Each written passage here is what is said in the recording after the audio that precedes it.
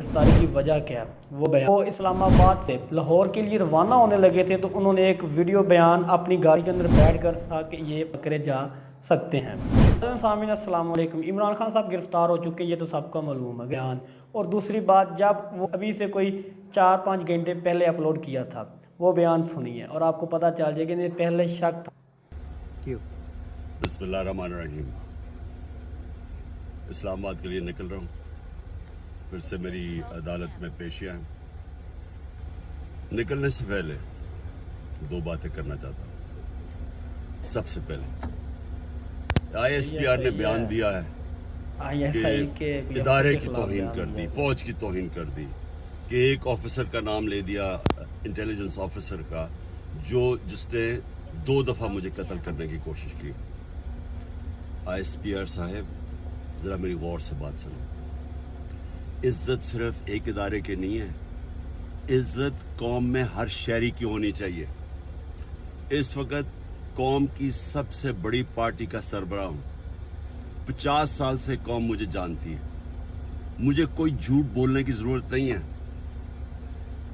اس آدمی نے 2 دفعہ مجھے قتل کرنے کی کوشش کی، اور جب بھی انویسٹیگیشن ہوگی میں یہ ثابت کروں گا کہ یہ وہ آدمی تھا، اور اس کے ساتھ ایک پورا ٹولہ ہے۔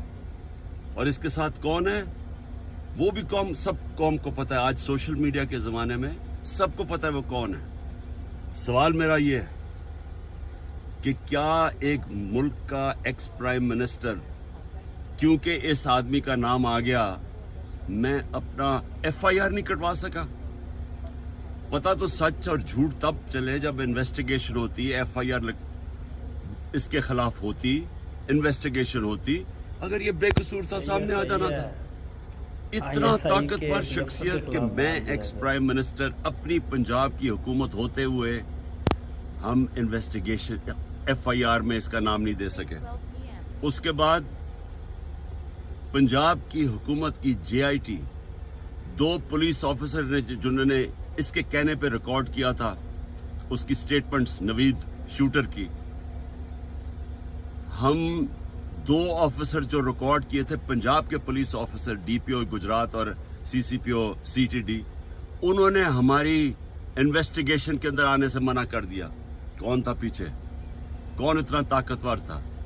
اس کے بعد جب انویسٹیگیشن میں یہ ثابت ہو گیا کہ 3 شوٹر تھے، جب جے آئی ٹی میں ثابت ہو گیا کہ تین شوٹر جنہوں نے گولیاں چلائی، بنسبت جو ان کا پروپیگنڈا تھا کہ صرف ایک دینی انتہا پسند تھا، جے آئی ٹی کو سیبوٹاج کیا گیا۔ 4 سی ٹی ڈی کے لوگوں نے اپنی سٹیٹمنٹ چینج کی۔